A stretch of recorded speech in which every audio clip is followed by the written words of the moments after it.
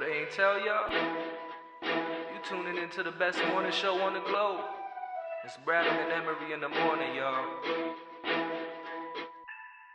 LeBron or Jordan, either one when I'm performing. Crossover, buzzer beater and I'm scoring. Bradham and Emery in the morning. Every play they on it. Every day I'm balling. Who's the coach? Who's the GOAT? Like Brady and Belichick, best show on the globe. And they embellish it. Y'all paying Ziffy, I'm Ken Griffey or maybe Mahomes. I stay in the zone, whether man to man or play in the zone. They can't stop me. Mayweather boxing, Curry with the shot, man. We just the best to be. Can we have our SB, please? This was meant to be. Every morning with Bradham and Emery. Yes, sir. You know the vibes. It's Sunday morning, 9 a.m. That must be his Bradham Emery morning, baby. Marcus Bradham, Justin Emery. Good morning, sports fans. Week 5 of the NFL is upon us. It is here, kind of. Sort of. For now. Yeah, for now. We got a lot of football to get to today, but before we do that, I have a non-sports thing I want to run by you real quick. I need your ruling on something. Okay. So yesterday, I was on the phone with Uncle Jervis. Okay.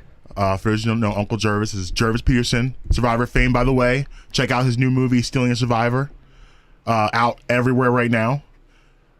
He was telling me he was going to a surprise party. Okay? The surprise party was taking place for an adult at like 2 p.m. I found that weird.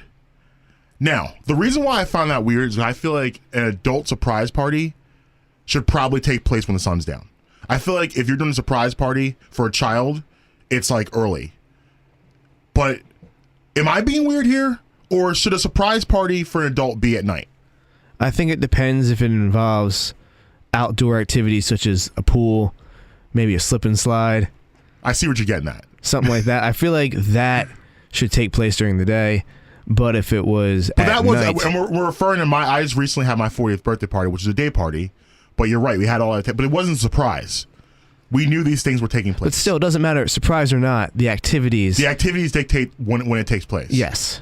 I mean, listen, people would venture to say that my birthday party was childlike. I mean, there were adult activities, but we did have a slip and slide, and that's kind of childlike. I mean, we didn't have a moon bounce or anything, but we probably could have. But it's always more pleasant to do water activities during the day when it's hot out. That's true. So it really depends. Like, is he going to a surprise party that's a pool party?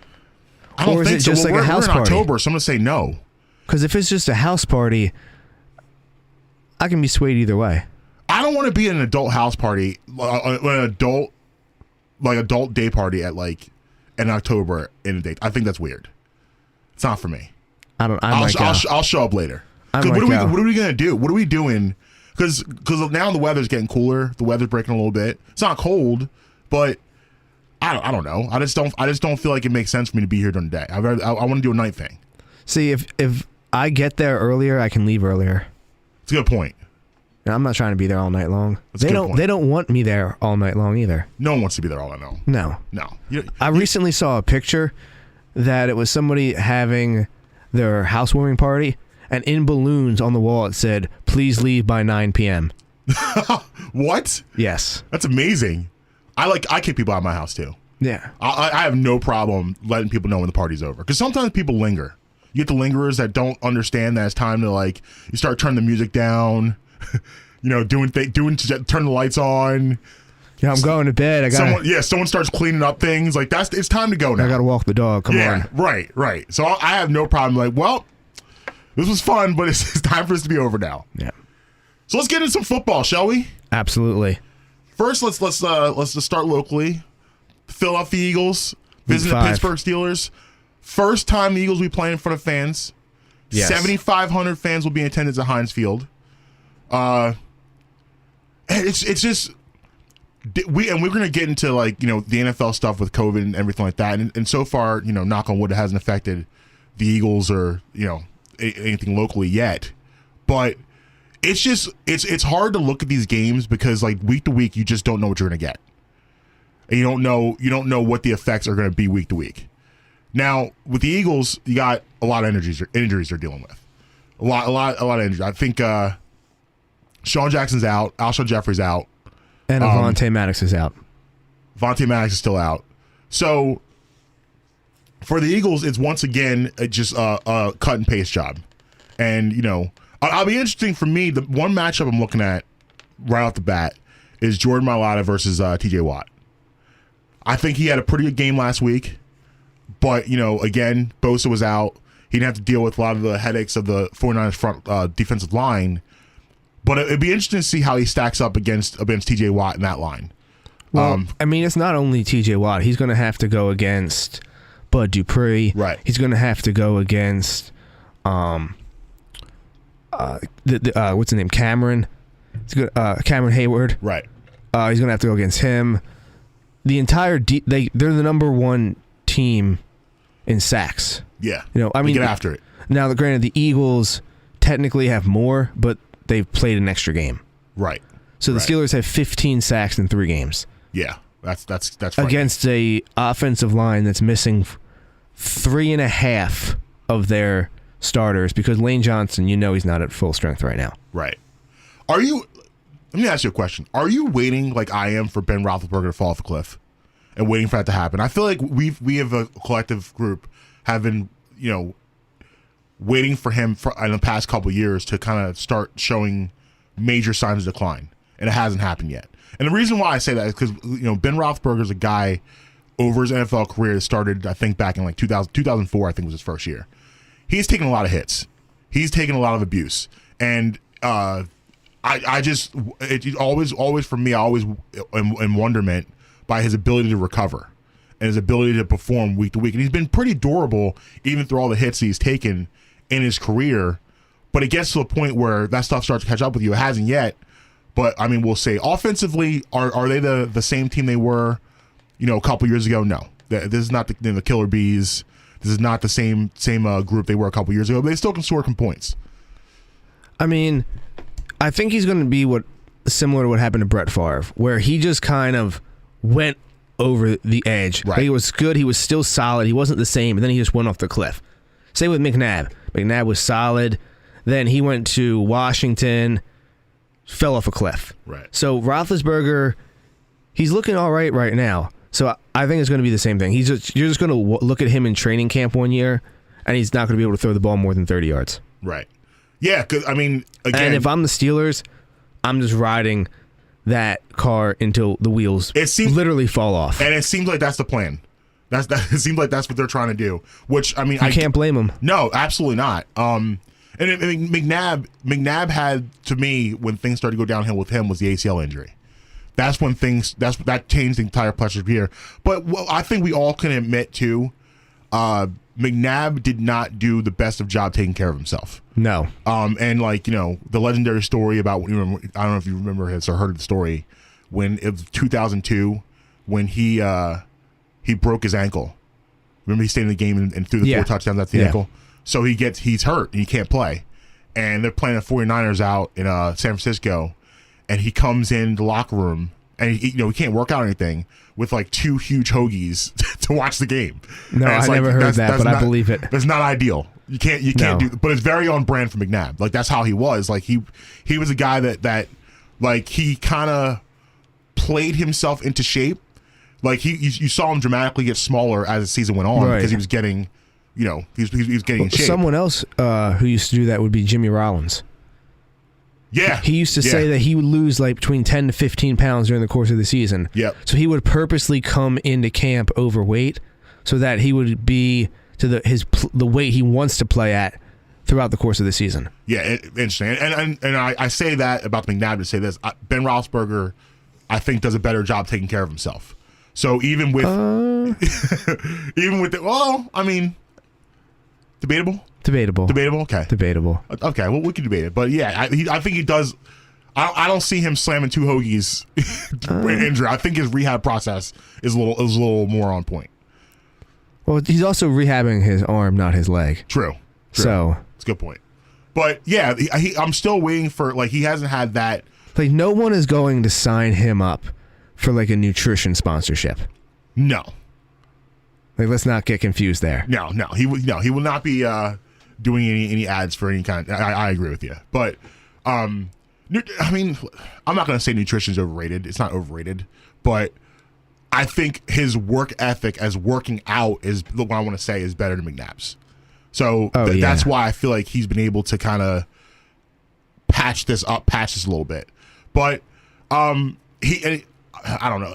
When it comes to the Steelers, they're one of those teams where like they're always in the conversation for being a contender, but at the end of the year, it never works out that way. And, once again, they're kind of, in the outside of being talked about, kind of being around that area. And, they really haven't been tested yet. But, I mean, today, I personally believe the Eagles are going to play well. I don't know if they're going to pull it off, but I think they're going to play well. I think they're going to be in it. So, the Steelers are 3-0, correct, but they really haven't played anybody of relevance. Yes. So it's hard to figure that out if the combined teams that you played are like 1-11. Right.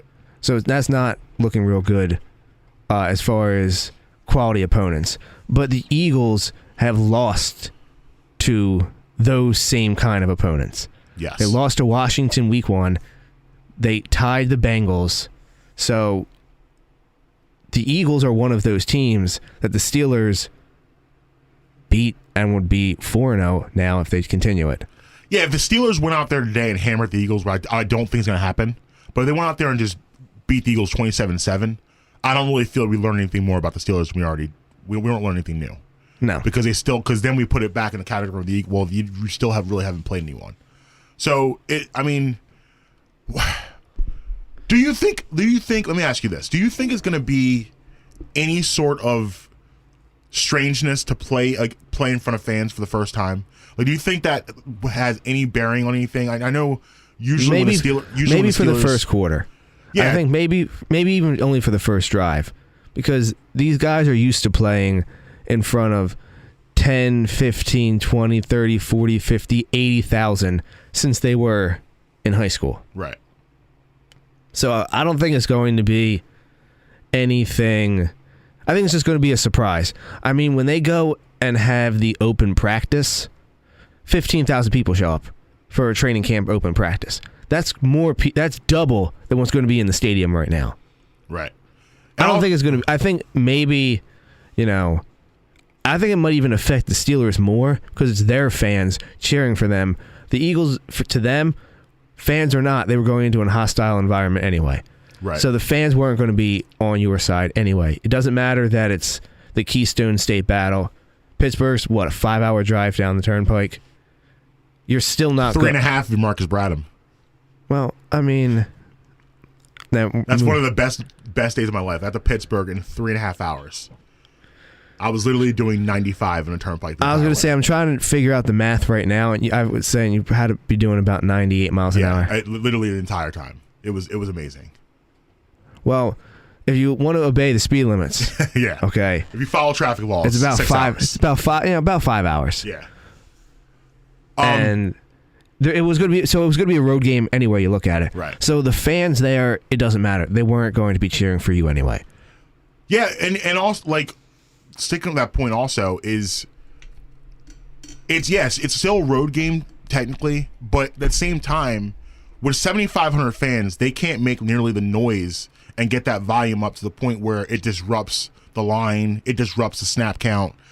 That's not going to happen. We've seen games so far, like Kansas City, they've been playing with fans pretty much all year. Yeah, but they have 25, 30,000 fans there. But that's my point. You still, if you're the road team, I still clear as day heard the snap count. Yeah, I heard it didn't cause anything. And Arrowhead is a legendary, notoriously loud stadium. All right, listen. As someone who has seen Arrowhead with their own 2 eyes within the last week, I don't understand why it's so legendary. I think as far as the look, I think it's one of the ugliest stadiums I've ever seen. Yeah, but a lot of times that's why they become legend. Like Veteran Stadium was a toilet bowl, but we love Veteran Stadium. There's nothing special looking about it. That's not why I think it's legendary, though. And I also don't understand how it gets so loud because it's not the stadium in Seattle. Yeah, is constructed to retain the noise. CenturyLink. Yep. Yes, it's not done like that at Arrowhead. Right. So I don't understand the pumping some crowd noise in. There's some fraudulent activity as far as Arrowhead Stadium goes. You think they're skewing the numbers, corking the bat? I mean, they have. I think it holds a capacity of like 105,000 people. You know, it looks big. It's a huge. It's massive. It's so big. like those like that alone, that's 40,000 more than the average NFL stadium, basically. So, I mean, I don't know. Listen, I'm not messing with Arrowhead. Arrowhead's been legendary since I was a kid. It's gonna stay that way.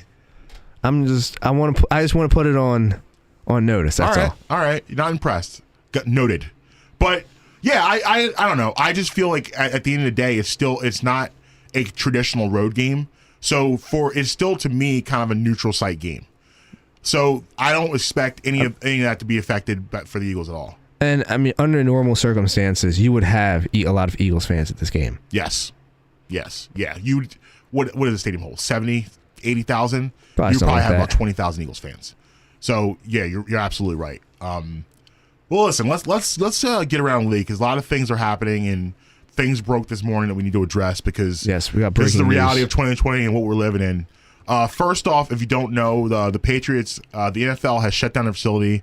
This is their third shutdown in 10 days. Oh, we got some breaking? Yeah, from Schefter. Shefty, what happened? What we got? The Broncos-Patriots game is being moved to next week. Ooh. Next Sunday. Yeah, this is the game. The Broncos against Miami next week will be rescheduled at a later point in time. This is all like, and it's funny that just happened just now because in the past, 2-3 hours, it's been, so many different reports about what's going to take place, and the NFL is starting to kind of get to the place that Major League Baseball was in the beginning of their season. I just hope the NFL doesn't look at baseball and how baseball is able to kind of figure it out and be like, oh, well, they were able to keep their season going. We can too. Because I don't think I just don't feel like it's the same. Because you had really with baseball, one team that kind of messed up and caused kind of a little bit of a ripple effect and everything. But this you're seeing is kind of spread out. You had one team mess up in Tennessee who broke protocol, as we know, and they've been shut down too also by the NFL. They broke protocol, but they're a massive issue. Yes, because the Patriots have, I think, 3 or 4 positive tests. The Chiefs, I believe they had 1 coach and 1 practice squad player. Mm-hmm. The Titans and the Raiders have, I believe, 1 player. The Titans have like 25 players and staff. Yes, and it was what they did. I mean, the story that came out. I mean, it kind of did it to themselves. That's what I mean. But that's a separate issue because then, like you said, you got the Patriots and then you got the Raiders across the country starting to see things. So, but here, the issue with the Raiders though is that they're out in Vegas right now, and I just came from Vegas. I can tell you that they had a charity event with fans, donors, all of that, completely maskless with all the players, all the star players there. Derek Carr, Waller, nice, all of them. Figure it all out. That's what you want to hear. There's so many stories of the young players, specifically a certain wide receiver that they got out in the casinos at all hours of the night. So the Raiders are just waiting to does this surprise explode. you that the Raiders are involved in this? No.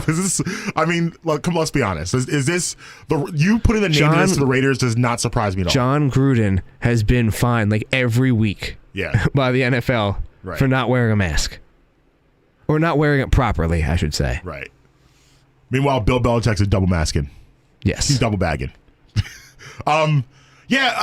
It's spreading. It's spreading like all around the NFL, and that's why I don't want them to make the same mistake. Not a mistake, I'm sorry. I don't want them to try to follow baseball's blueprint prototype. Baseball kind of figured it out and just ended up working out.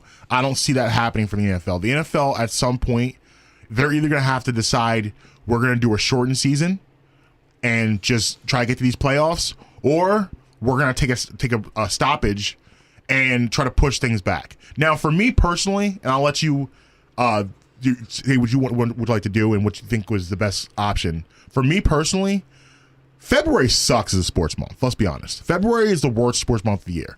Nothing happens in February besides the Super Bowl. So I am totally okay with them pushing things back and trying to maybe even taking like a month off and just going all the way through February, because that would solve several problems. First of all, maybe it slow this thing down a little bit. And second of all, you conquer the month of February, which leads us right back to March, which is a great sports month. So that's what I would do if I were them. I don't think I'm always on the side of being proactive and not reactive. And I think the signs are pointing to the fact that you're going to need to do something quick. And don't wait until this becomes a full-blown, thing in your league where you have 5 or 6 teams and you're juggling around. Don't wait for that long. Do something now. Do something this week. All right, my first response is I think that the worst sports month is July. Because in February, you at least still have the NBA. In July, after the NBA finals are done, all you have is baseball until the training camps start up. Yeah, I mean... So that's number one. Okay.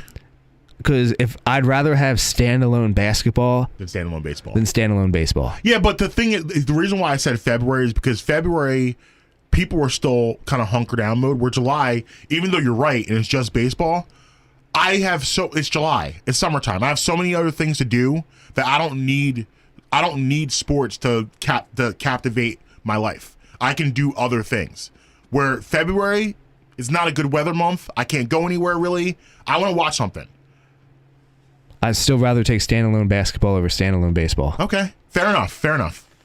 So what I think that the NFL should do is hit pause for like 3-4 weeks. Get everything under control. Figure everything out. I think you're gonna have to establish a postseason bubble. I don't know how you're gonna do it, but you're the NFL. You figure it out. You are gonna hold your draft on the Las Vegas Strip.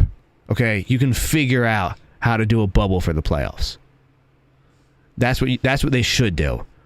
What I think they're gonna do, they might just keep chugging along.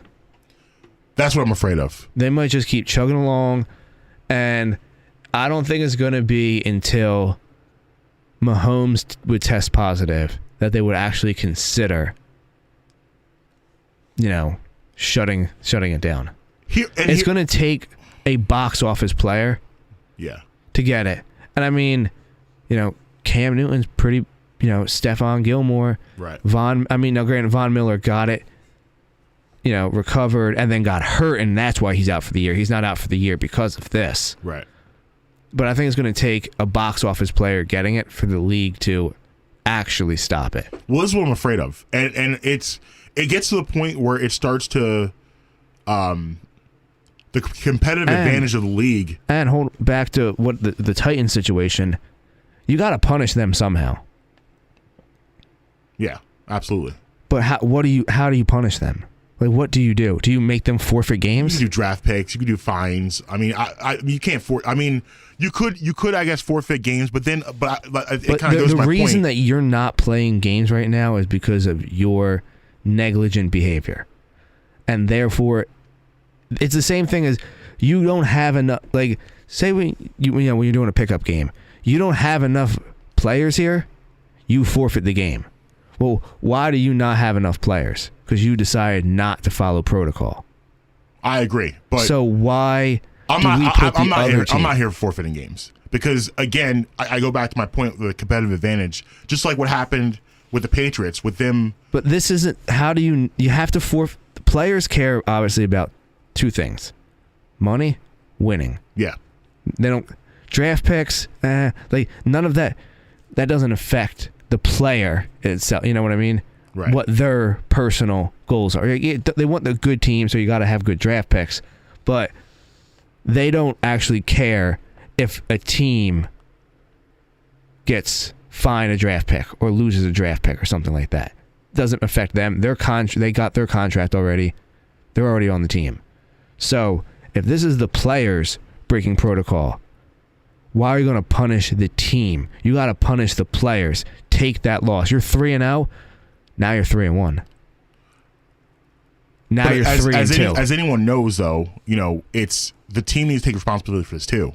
The players, yeah, the team, the team's players 3-0. did it. Yeah, right. I'm saying the players did it, but you got to have better control over your players. You got to have a punishment that will affect both players and team equally. And taking draft picks or fining the team unequally punishes the team, not the players. Well, I feel like if you can find the players individually, and then I would take a first-round draft pick away from them. And then, you can't. It's hard to find the players individually because you don't know who started it. So you need to hurt the entire roster equally. Yeah, I don't need to know who started it. Well, then how can you find players then? Because at the end of the day, it's kind of like when you're in school.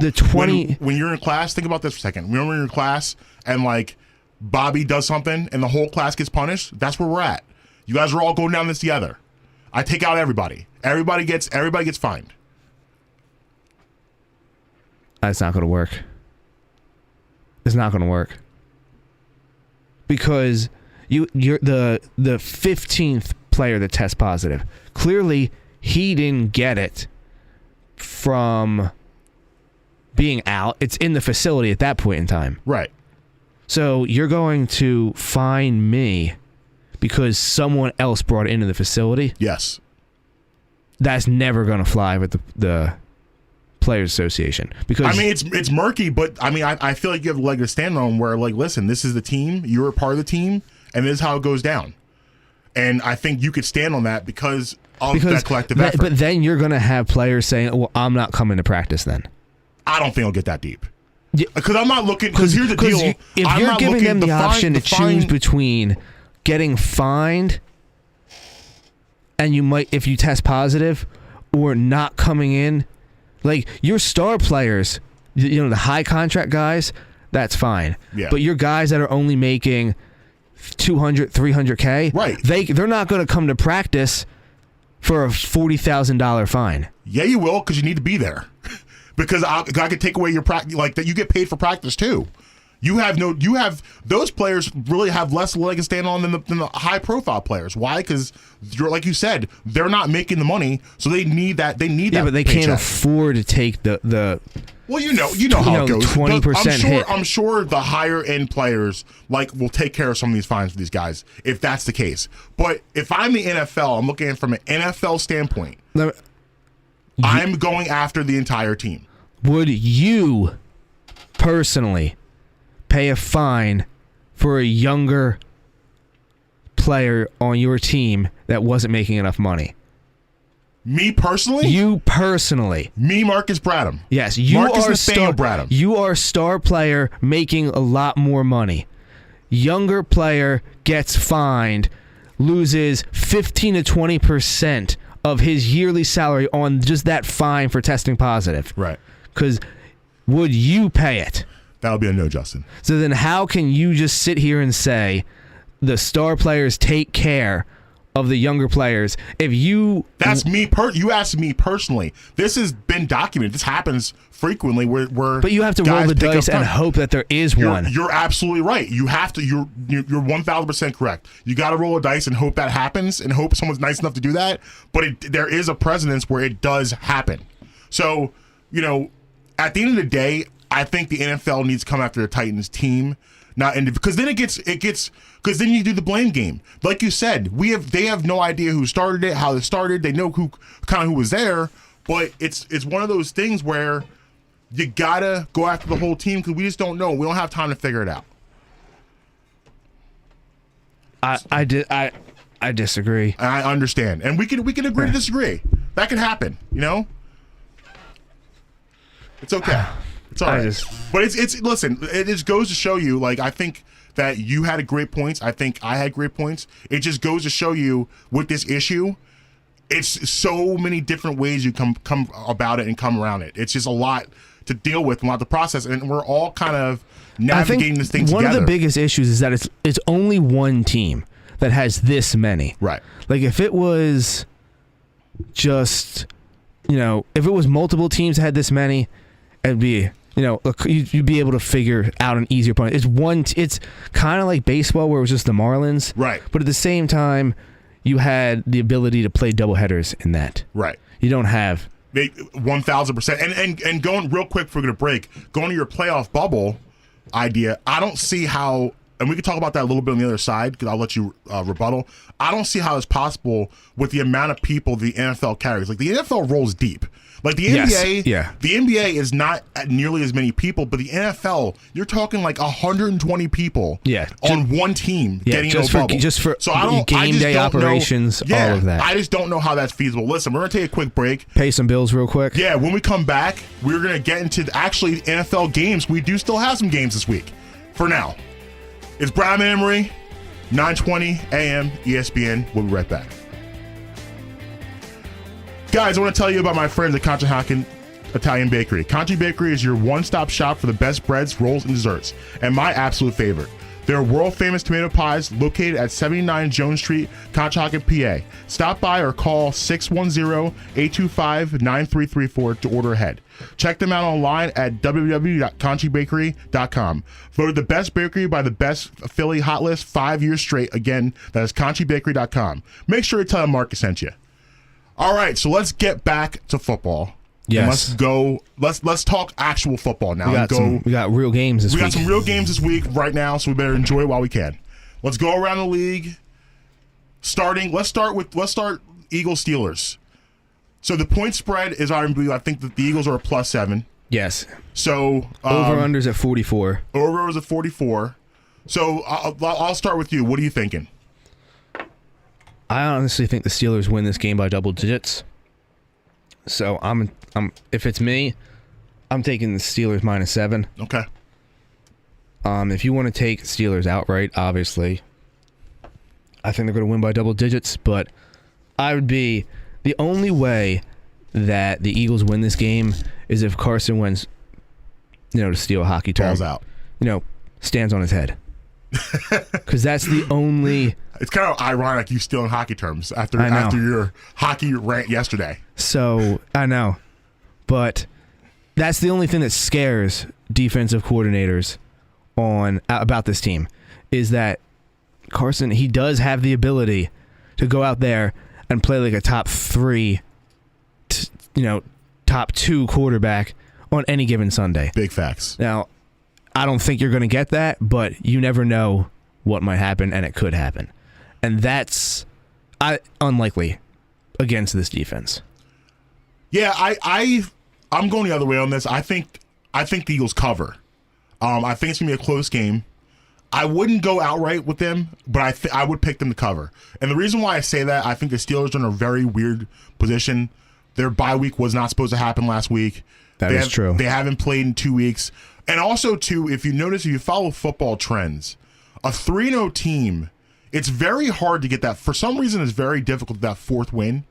And the fourth one is always, going 4 in a row is always tough. You have the rare exceptions where you have teams go on runs, but generally speaking, that fourth game for a 3-0 team is a difficult win to get. So I think the Eagles are going to be in the game. So you're going with Eagles? Eagles to cover. Eagles to cover? Eagles to cover. I'm going to go Steelers outright. All right, I got you. The next game, probably one of the more boring games on the matchup, at least for me personally. You have Panthers at the Falcons. Ew. Yeah. You got Atlanta -2. I don't know why they're still giving the 3 points for the home team, but this is a snooze fest. Yeah, you can't, listen, what we've learned in the NFL this year is you can't trust Atlanta. And I would stay away from them altogether. If I was betting, I would not touch this game. No. For any reason whatsoever. You have to be a degenerate to go after this game. This is not... do you know those hotlines they tell you to call when there's an issue? You're going to need to call this hotline if you're going anywhere in this game. Yeah, the only way I'm betting on this game is if I'm spending your money. Exactly. And this is just for fun. For now, I would take Carolina outright. Carolina is a team that they're missing Christian McCaffrey, but they play hard every week. And they've been competitive, I believe, in every game, even coming off a win against Arizona last week. So I'm going Panthers outright on this one. I'll go Panthers too, just because Atlanta. You can't trust Atlanta. How does Quinn still have a job? Did you hear what he that? said? I think it was going into last week. I'm sorry. I'm sorry to everyone. No, he said, I wish that we would have a lead in the fourth quarter to show people that we've learned from our mistakes. Wow, that's And I was like, I don't think super stupid. I was like, that's not what you want to hear from That's your head coach. not even a little bit. And How'd he steal the job? The Dallas game was bad enough, but you do it 2 weeks in a row. Oh, let us not forget the Super Bowl. Right. And same head coach for all of this. Like it comes to a point where it becomes a mentality issue, and you got to just get that face out of here. Like sometimes things happen, and is it all his fault? Obviously no, but he's the face of it. And sometimes you got to remove the face and go to a different face. And it's time for Atlanta to go to a different face. Arthur Blank needs to stop worrying about opening some more Home Depots. Yeah, and just fire his head coach. Worry about his football team. Matt Ryan's the best quarterback in their franchise history. It's not even close. And they're about to have to hit reset when he's gone. Yeah. They need to figure it out now. They have literally nothing to show for the Matt Ryan era. No. Nothing. And they should. They should. Well, I mean. Well, no, it's not our problem. Hate to see it. Raiders at Chiefs. I love the Chiefs in this game. This is definitely a game I would pick. I think the Chiefs are due for a breakout. Yeah, they've won the past 2 weeks, but that offense has not looked like the juggernaut that we're used to, especially last week. I mean, Bill Belichick. I mean, it doesn't get said. I mean, it gets said enough, but it can be said more how much of a genius he is defensively and it's what crazy. He does. Like the way he frustrated Mahomes and what he did to that offense last week was masterful. And I think this is one of those games for the Chiefs where they're going to get well. I think it's at 11.5 right now. Yeah, it's 11.5. So the Chiefs are minus 11.5. I think the Chiefs cover. And I think they just this to me looks like a 38-14 type game. They're going to blow the doors off the Raiders. Yeah. I mean, I look at this as more of like a 38-10. Yeah. They're gonna stomp the Raiders. I agree. I feel good about this one. Because what'll happen is John Gruden will start throwing the ball all over the place to try to keep up with them. Right. And it's going to show. Not the move. And it's going to show you that Derek Carr can't do that. Right. And then it's going to result in a lot of turnover. This could get ugly. Yeah. Absolutely. Get real ugly really quick. Absolutely. Another terrible game. We have Cardinals at the Jets. The Jets might be the worst team I've ever seen in the history of football. They might be worse than the 0-16 Lions. You know what's sad about the Jets is like they have such a great fan base. I know. Like they have a loyal, diehard fan base. I know. They don't deserve this. They don't deserve this. I know a lot of Jets fans. Yeah, and then Jet fans, they're good people. They're good people. They don't deserve this. Like I don't wish ill on Jets fans, and Sam Darnold looks like he could be something, but everything else there needs to go. Basically, everything else needs, including the head coach. I mean, I don't think Adam Gase has a clue. I think he's one of those guys you hear about. You always hear about those coaches. The new hot offensive coordinator. That's how he got in the first place, and he's just exposing himself left and right. He doesn't know what he's doing. He has no idea. Crazy eyes. Yeah, definitely. He's terrible. But again, I'm gonna go Cardinals. Cardinals come off a bad loss to the Panthers last week. They lost, I think, by 14, if I remember correctly. But they were never really in the game. Not unlike against them. A team they should have beat. Yeah, so they're definitely primed to come out here and just take care of the Jets. Now, what's the spread on that? 7. 7, right? Yeah. So I would go money line on this one. I wouldn't worry about covering. I would go money line straight up and just take Arizona. If you're the Jets, do you take Trevor Lawrence? No, because I like Sam Darnold. I think Sam Darnold's How do you know? The team around him is so bad you don't know. Yeah, but I've seen enough of him make plays and do things where I'm like, okay. If he had a better system, I think he'd be okay. I feel like they need so much other things that drafting another quarterback would be stupid. I don't think that makes sense for them. I would rather see them draft other pieces to help Sam Darnold instead of drafting Trevor Lawrence. Not bad. I mean, obviously, there's no way I'm taking the Jets. No, absolutely not. So I'm taking the Cardinals. Absolutely not. Rams against Washington. Oh man, this is a rough week. I mean, again, you got quarterback change in Washington. Yes, Haskins is out, and this is again typical on brand for Washington football. See, the thing is, he never should have been drafted Was he the first round pick? Yes. Yeah, he never should have been drafted in the first round anyway. No. And everybody's having a meltdown about how they're not giving him enough chance. He's not good. Yeah, and you know what? You may be right. But here's my thing with Washington is that this is kind of what they do. They don't stick to any plans at all. It's just as soon as things like, listen, you were never going to be a good football team this year. That was never going to be something you're going to be a part of. I know you beat the Eagles week 1. Good for you. You were never going to be good this year. You need to see what you got. And you're probably right about Haskins. Yeah, but he's my not frustration with Washington, if you're a Washington fan, is that you constantly have to go through a revolving door of quarterbacks. They've had something ridiculous like 20 to 25 starting quarterbacks in the past 15 years. That's absurd. I mean, they just constantly get in this thing where they're just constantly giving up a lot of times too soon. Because they're not committed enough to be bad to get good. They kind of want to do a get rich quick scheme and hope it works out, and it never does. Yeah, I don't think Dwayne Haskins was ever. I wouldn't have never drafted him if I was a GM. He's just not the person I want. He's not a good enough thrower of the ball, and his athleticism isn't high enough to make up for his lack of arm talent.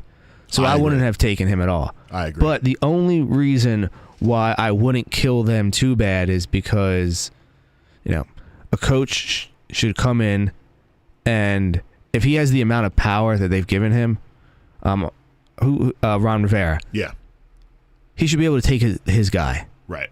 So that's why I'm not going to kill them, because he knows Dwayne Haskins can't play. So that's why I'm not going to kill him about this. If it was Jay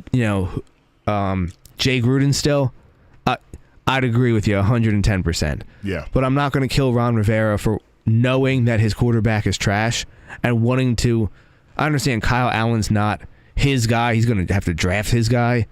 But he had Kyle Allen in Carolina. He knows him. He knows the system. That's why he's starting him. I'm not going to kill him for that, because I think Dwayne Haskins is trash. And that's fair. That's fair. I mean, and I guess if you're a Washington fan, for me, the only thing I want to see is Alex Smith get on the field.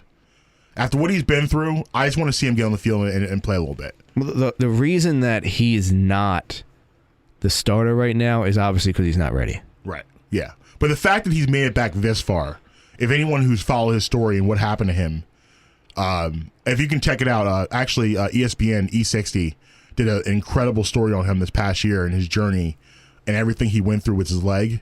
I highly recommend, if you haven't seen it, to watch it. It's unbelievable.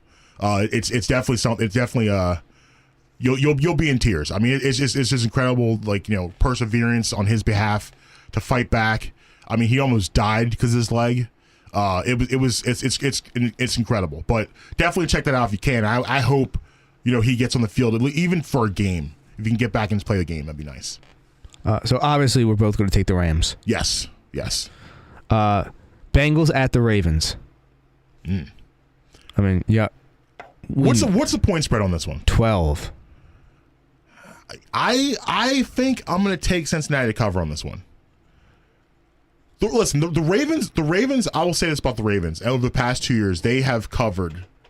I would say, I'll venture to say, probably 90% of the time. They smoke teams. When they're double digit favorites, they usually cover.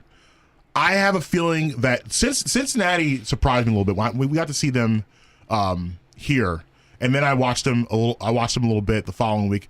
They're playing hard. They're playing hard, and Joe Burrow. Well, I like me some Joe Burrow. Yeah, Ravens got a good D though. They do have a good D, but I think I can see Cincinnati covering this one. I'm gonna say they're gonna cover. I'm still taking this Ravens. Okay, outright. Okay. Another toilet game. Jaguars Texans. What is going on in Houston? What are they doing? They don't know what they're doing. Here's the one thing I am excited about is maybe for the first year in maybe 6 or 7 years, I don't have to watch the Houston Texans open up the playoff football with a just terrible game. Yeah. Like, it's been literally 6-7 years of them being the first game of wild card weekend and just being just a horrible game. So I'm excited that probably won't happen this year. But man, what they have done, what they've done in that franchise, what Bill O'Brien's done in that franchise. Yeah, he's killed that franchise. Yeah, he's. I mean, like the Hopkins trade, we can go there. The inability to get anything going in the playoffs. So wow. I mean, and you got a young quarterback who is a stud, and you're not surrounding him with any weapons. You're not surrounding him with weapons. Is it? I'm worried about Deshaun Watson. You have to. Why are you worried? He has the potential to pull Randy Moss in Oakland. Just be a great player that you never ever hear about. Yeah. Yeah, because they're not. I mean, you go out and you replace. Will Fuller is showing you this year that he's a nice player. He's not a star player. Yeah, I mean, Hopkins made him look great because Hopkins commanded double and triple teams, and you do look better in the circumstances. But yeah, you're right, and then you go out, you get Randall Cobb, who's at this point maybe a slightly above average receiver at this point in his career. Kenny Stills. Yeah, it's not good. I would be very frustrated to be a Houston Texans fan. What's the point spread on this one? 5.5. Who's 5.5? Houston is favored. Ooh. -5.5. Yeah, this is another one I stay away from. Yeah, you shouldn't want to be involved in this one. This is a gambling degenerate game. Stay away. But I guess if I had to, I would go. I guess I would go Houston because right now maybe having the Bill O'Brien out of the locker room and just the fact that they're 0-4. 0-4 versus 1-3. Yeah, so they got to win at some point. Why not? They're why so not this bad. week? Why not this week? I'm going Houston outright. I'll be there with you because there's no way I'm ever going to root for Gardner Minshew. Why is this? I mean, he's not an NFL player. You're saying he's just not an NFL player. Period. He's not an NFL player. Period. Okay. Right. So he's a better story of Mike Glennon. Okay. You didn't have to Mike Glennon the man. Ironically, that was aggressive. Ironically, the same franchise. Yeah. Dolphins, Niners. Mike Glennon, by the way, looks like he's like 49 years old from birth. Was he on Tampa Bay now? Yeah. Yeah, I saw. He looks like he's had a rough life. Yeah, I saw a clip of him and Tom Brady sitting next to each other looking at the iPad. The only thing that went through my mind is Brady does not want any advice from you, kid. He does not want to talk to you at all. No. Get your big head out the iPad. Let Tom figure it out himself. He doesn't need you there. He doesn't want you anywhere near him. What can you teach him? Yeah. Right. Nothing at all. Just give Tom the iPad and you go to the other side of the field. Yeah, go put your mask on. Yeah. Dolphins, Niners. Ugh. Jimmy G returns. Yeah, I mean, 49ers coming off I guess you would say a bad loss to the Eagles. So yeah, I'm looking for them to bounce back this week. Yeah, I can't see the 49ers. Like, they have one of the X Factor coaches who you don't ever really want to go against. Right. You don't want to go against Kyle Shanahan, and he's getting his quarterback now. Yep. Mostert, I believe, is returning as well. Mm-hmm. Yeah. Dolphins aren't good. No. They're not very good. No. When are they going to change that logo? When are they going to change the quarterback? They have the ugliest uniforms. They just changed that. It's still bad. Yeah, they just changed that. That's they need to change new. it again. It's terrible. That logo's bad. Those colors are bad. They need a whole overhaul. They do. It's not good. Well, it's the whole Miami thing. They try. I know, but it doesn't. But I mean, it doesn't look good. I'm agreeing with you. That I don't green, like it. Oh, it's gross. And the orange. Oh, it's bad. When are they going to change quarterbacks? What are they doing? Bring Tua? Yeah. I mean, at this point now, I mean, what are they like? 2-2. 2-2. No, I'm sorry. They're 1-3. They're 1-3. 1-3. So I say one more week. This could be Fitzpatrick's last week. If they lose what they should this week and they go 1-4, then what else you got to lose? Throw the kid in, see what he's got, let him loose. Colts, Browns. This could be a good one. This could be one of the best games of the week. So I definitely I like the Colts here. I think the Colts are a better team right now, and I love the Colts defense. So I'm going Colts. I'm going Colts too, and I would love it if next year number 11 suiting up for them. Here you go. Okay. We're not going back to that again. Another toilet game, Giants Cowboys. Just Cowboys. Cowboys. Move on. Then we got the Sunday night game that we believe is probably still going to happen. Yeah. Vikings at Seattle. Seattle. Cousins going to throw 17 interceptions. That's being generous. Yeah, maybe 34. Russ is throwing 16 touchdowns. Let Russ cook through 4 games, and DK has over 400 yards. Should be an Eagle. Absolutely. Moving on. Still hurts. We don't have the Broncos Patriots game anymore. Yes. So we got Chargers Saints on Monday night. Poor Tyrod. Saints. The thing is, Tyrod's not playing. I know. That's what I'm saying. Poor Tyrod. The thing is, I really like Justin Herbert. I like him too, but I just feel bad. I mean, this is a sad story. Like Tyrod Taylor has got the wrong end of the deal, the short end of the stick, no pun intended. Yeah. More often than not in his career. So I feel bad for him. I mean, like I said, I like Justin Herbert coming out. Yeah. I liked him. Well. I liked him as the top quarterback coming into the draft, and he's playing. Like you said, he's playing well. I think I'm going Chargers. You're going Chargers. Going Chargers. A Justin Emery upset. Yeah, I'm going Chargers. Upset alert. All right. Going Chargers. There's something like Drew Brees, like we had mentioned yesterday and today. Mm-hmm. You've noticed him going downhill for a couple years. Yes. This year, it has went to a different level of decline. Yeah. Like you can see, like the long ball's not there. Michael Thomas. Candy arm. Yeah. Like without Michael Thomas there, that offense just doesn't. Not at all. It doesn't do anything. I know he's questionable, but even if he plays, Chargers have a good defense. True. And he'll be hobbled. Yeah. I'm going. All right. I think that the lack of I see a Chargers beating this kind of like a Joe Webb beat the Eagles. Oh God, Joe Webb. Yeah, like you just don't know what to expect. Yes, that's what I foresee. That was horrible.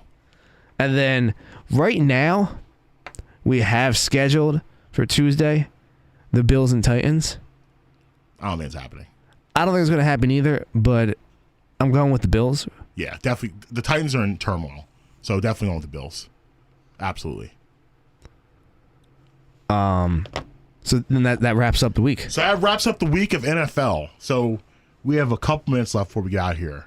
I want to get into another big event taking place tonight. Something I'm very excited for. Game 6. Game 6, Heat Lakers. And we have the Lakers will be hoisting the Larry O'Brien this evening. Are you guaranteeing that? I guaranteed a Game 5, so I mean, my guarantee for this doesn't really matter very much. But yes, I am. Listen, I will say this. Like I said this a little bit yesterday. They better get it done tonight. I do not at all like them in a Game 7. I don't think. I will agree with you on that. I don't think you want any part of Jimmy Butler in a Game 7.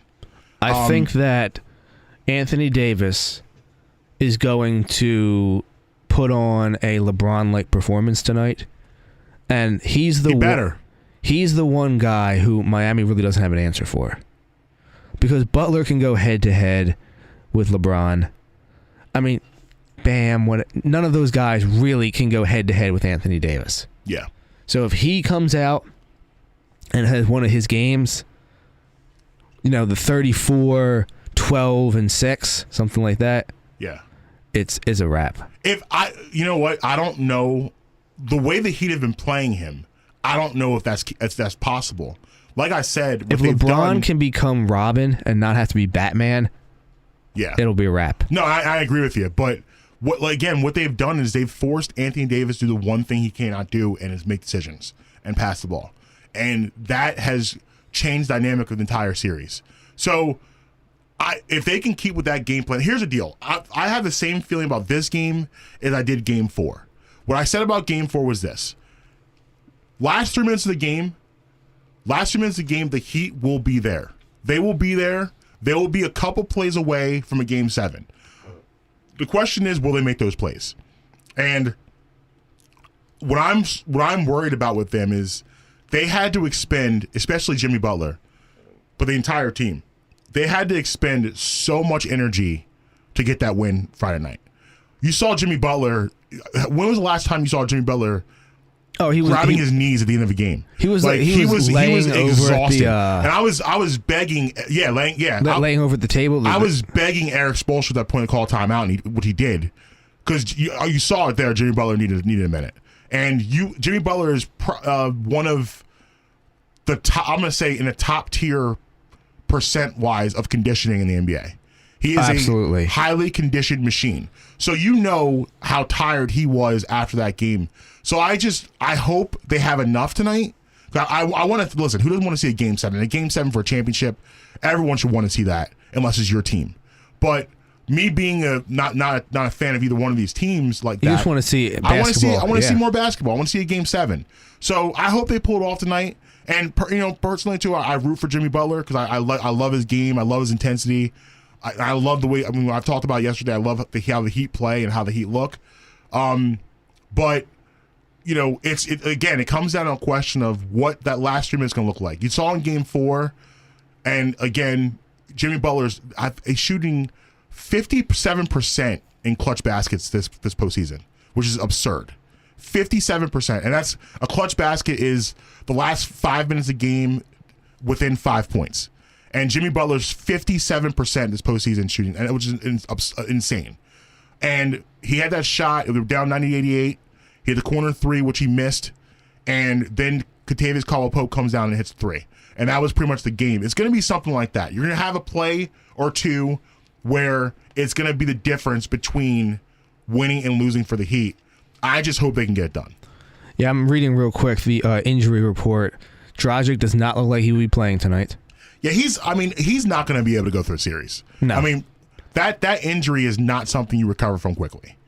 It's just not. I'm sure. Now, I understand certain injuries allow you to return in different sports at different amount of times. Right. But I believe, isn't this the same injury that Alshon Jeffrey has right now?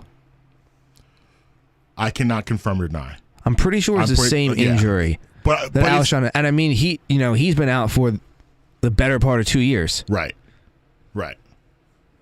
Yeah, I mean, anything involving your feet when it comes to sports, obviously, you don't think of brain surgery and see how important feet are to sports.